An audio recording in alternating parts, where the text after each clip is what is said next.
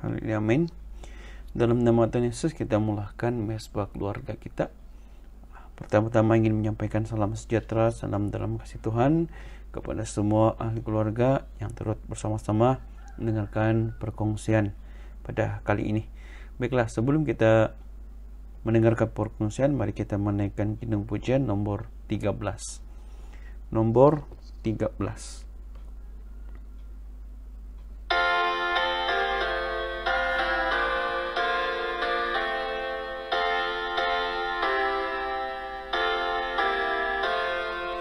Tiada orang kuasa seperti Yesus, tiada orang dapat sembuhkanku, tiada Al-Masihku maha kuasa, Dia mau dekatku selamanya. Tiada yang sempurna seperti Yesus, tiada orang kudus seperti Yesus, tiada orang lembut seperti Yesus, tiada Al-Masihku maha kuasa, Dia mau dekatku selamanya. Tiada yang sempurna seperti Yesus,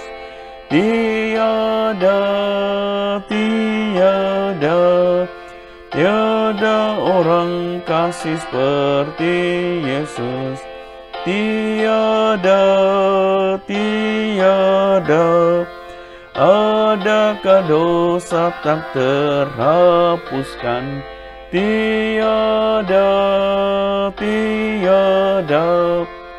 Al-Masihku maha kuasa, Dia mau dekatku selamanya.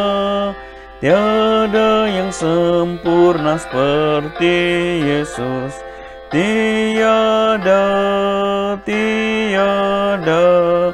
tiada orang korban seperti Yesus, tiada adakah umat suci binasa, tiada Al-Masihku maha kuasa, Dia mau dekatku selamanya. Tiada yang sempurna seperti Yesus, tiada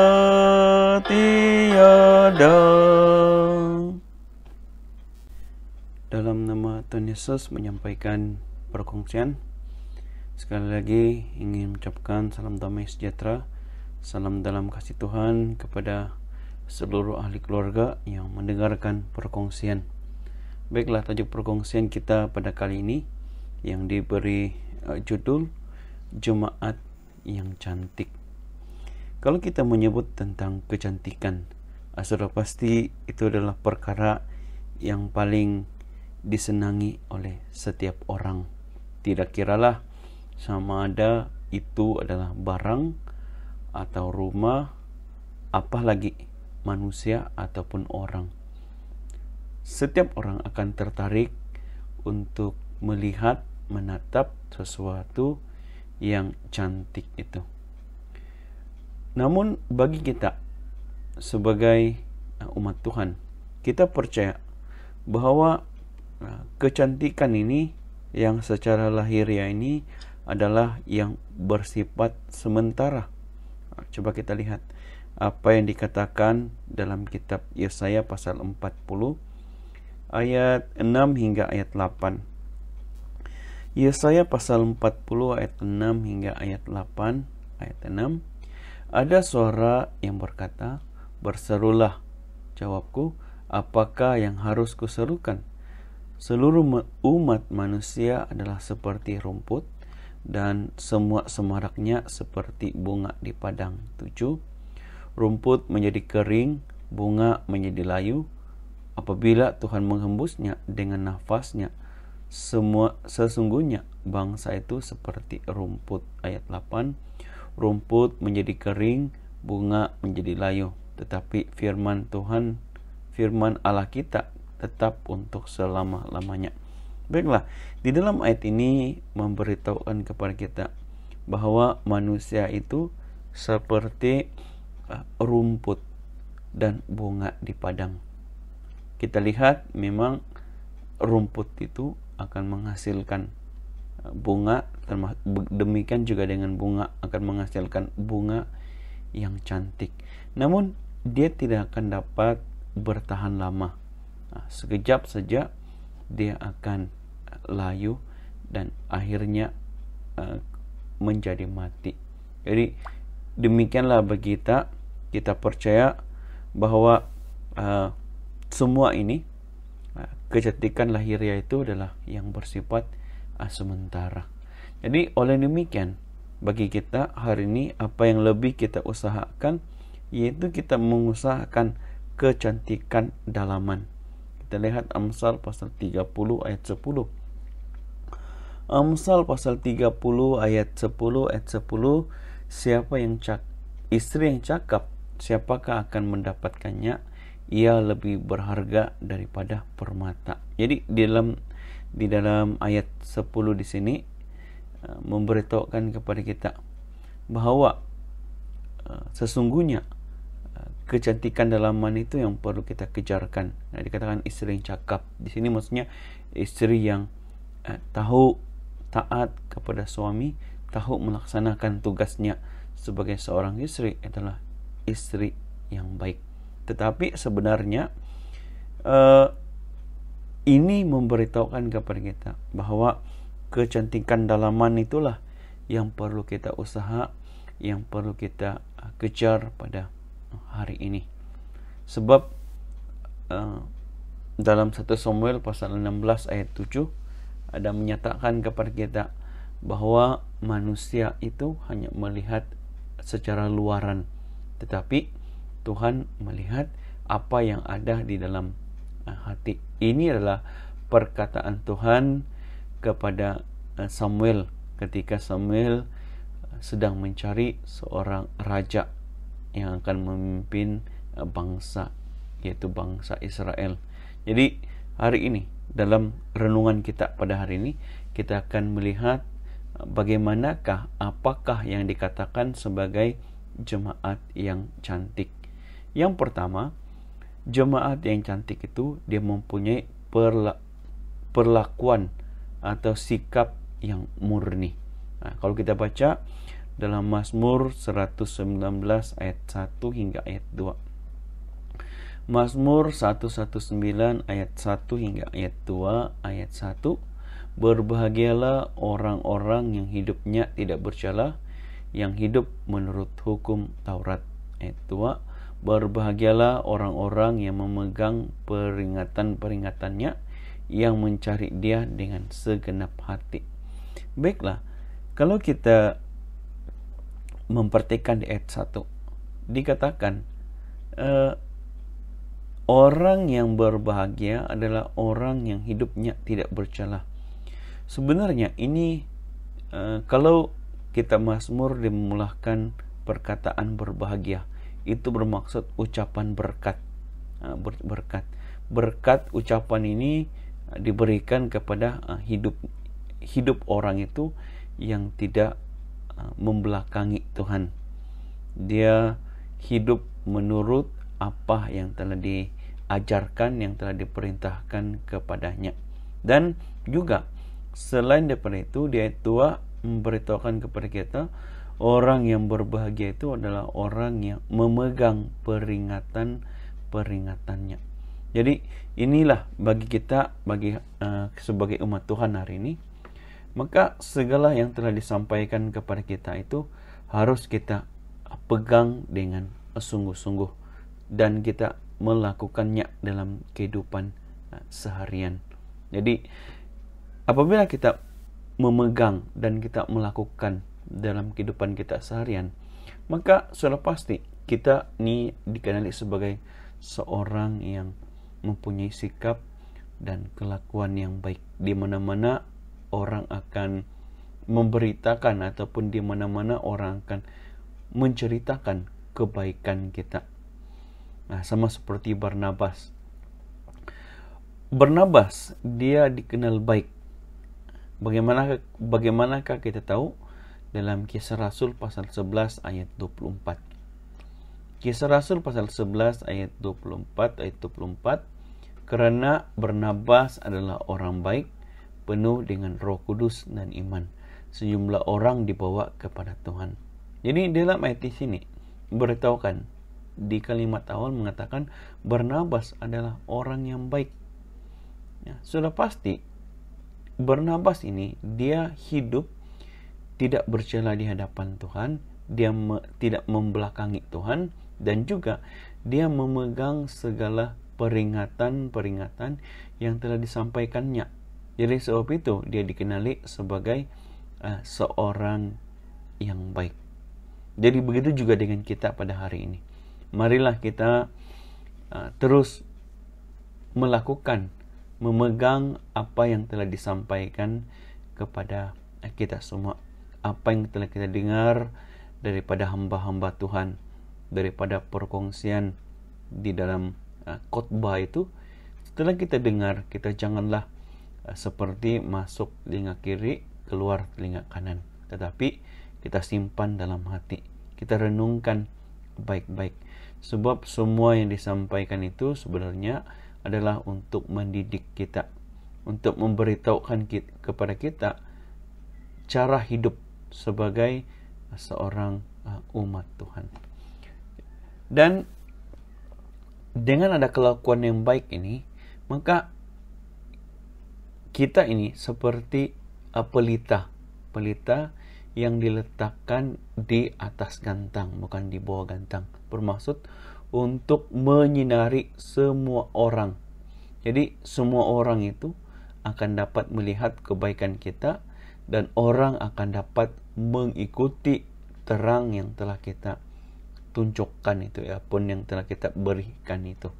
Sebab kita tahu bahwa dunia semakin lama semakin maju, dan apabila dunia semakin maju, maka nilai-nilai manusia itu berbuat baik dan juga menyebarkan kebaikan itu telah semakin hilang, semakin kikis di antara segenap umat manusia.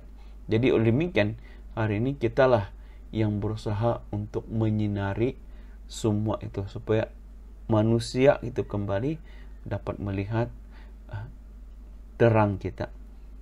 Dalam Filipi pasal 2 ayat 15 hingga ayat 16.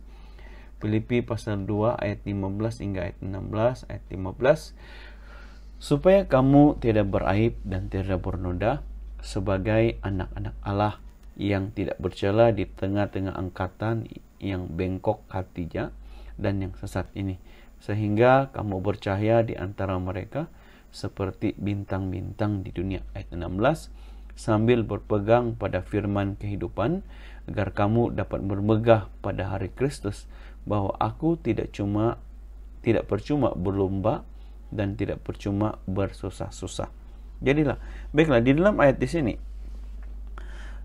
memberitahukan, sekali lagi mengingatkan kepada kita, sebab kita di dalam dunia yang penuh kegelapan ini, dan hari ini dunia ini seperti di ayat 15, seperti hati mereka telah bengkok, yang sesat. Bermaksud itulah disebabkan mau mencari kepentingan sendiri, mau meneruskan hidup, maka nilai-nilai manusia itu sudah semakin terkikis ataupun semakin hilang. Jadi kitalah hari ini yang menyinari mereka kembali, dan kita tunjukkan semuanya ini melalui perbuatan kita. Matius pasal 5 ayat 16. Matius pasal 5 ayat 16, demikianlah hendaknya terangmu bercahaya di depan orang, supaya mereka melihat perbuatanmu yang baik dan memuliakan Bapakmu yang di surga. Jadi alangkah bagi kita dikenali sebagai jemaat yang cantik karena kita mempunyai kelakuan sikap yang baik. Itu yang pertama. Yang kedua, bagaimanakah dikatakan jemaat yang cantik ini? Yaitu melalui perkataan.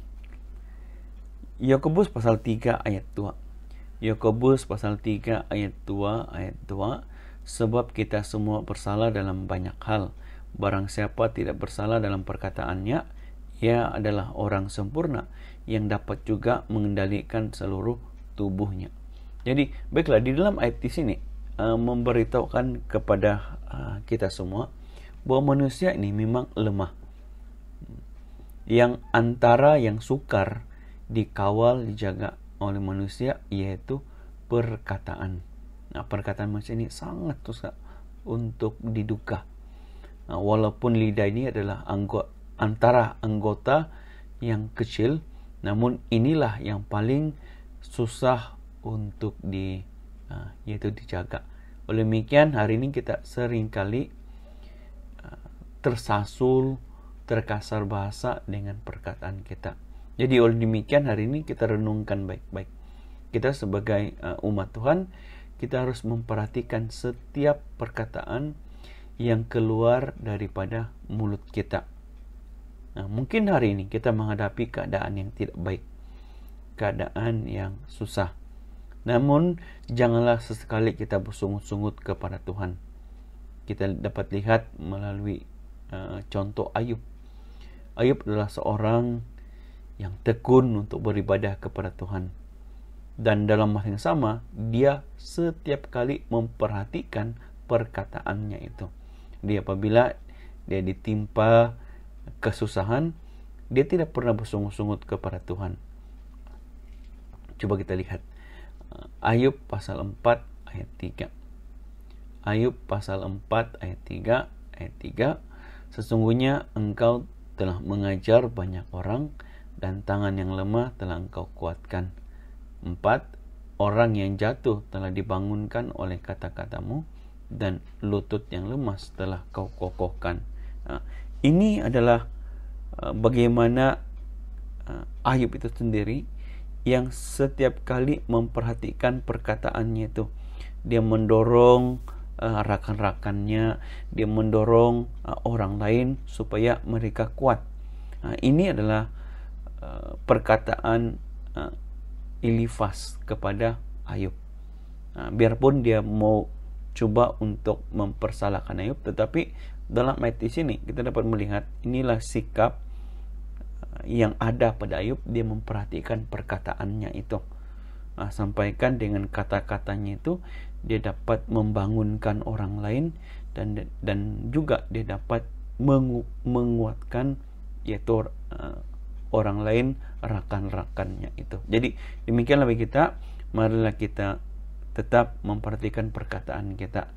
Jangan kita mempersalahkan Tuhan. Jangan kita bersungut-sungut kepada Tuhan.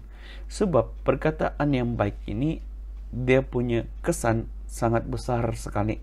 Nah, kita lihat Amsal pasal 25 ayat 15. Amsal pasal 25 ayat 15. Dengan kesabaran seorang penguasa dapat diyakinkan, dan lidah lembut mematahkan tulang. Jadi kalau kita melihat dalam terjemahan terjemahan lain, dia menyebutkan kesabaran disertai kata-kata ramah dapat meyakinkan orang yang berkuasa dan menghancurkan semua perlawanan. Baiklah, di sini memberitahukan bagaimana perkataan itu yang baik itu, perkataan yang ramah itu akan dapat membuatkan orang lembut hati untuk mendengar. Orang dapat menerima teguran kita, orang dapat menerima apa yang kita ingin, yaitu ingin sampaikan, sebab kita punya perkataan yang baik. Dan janganlah kita seringkali mengeluarkan perkataan yang kotor. Perkataan kotor itu adalah perkataan yang tidak membangun, yang tidak baik. Tetapi kita harus gunakan perkataan kita ini dengan sebaik-baiknya untuk memuliakan nama Tuhan, untuk meninggikan nama Tuhan. Efesus pasal 4 ayat 29. Efesus pasal 4 ayat 29. Janganlah ada perkataan kotor keluar dari mulutmu, tetapi pakailah perkataan yang baik untuk membangun di mana perlu, supaya mereka yang mendengarnya beroleh kasih karunia. Jadi ini mengingatkan kepada kita, jangan ada perkataan yang kotor daripada yang keluar daripada mulut kita. Mungkin tujuan kita bermain-main, tapi itu juga sebenarnya tidak baik, memberikan gambaran image yang tidak baik kepada kita semua. Walaupun kita bermain-main, biarlah kita menggunakan perkataan yang baik. Sebab mulut kita ini hanya satu. Dari mulut kita ini mengeluarkan berkat. Jadi jangan kita gunakan mulut kita ini untuk perkataan yang lain. Tidak mungkinlah mata air itu dia dapat mengeluarkan air yang baik dan juga air yang pahit. Tidak mungkin. Kalau mata air itu dia akan senantiasa mengeluarkan air yang baik supaya orang lain dapat meminum. Demikianlah mulut kita. Biarlah kita guna mulut kita ini untuk memuliakan, meninggikan, memberkati orang lain. Jangan pula kita mengutuki, dan janganlah kita mengeluarkan perkataan-perkataan yang kotor dan tidak membangun. Baiklah, perkongsian sampai di sini saja. Kiranya Tuhan memberkati kita. Mari kita teruskan dengan doa.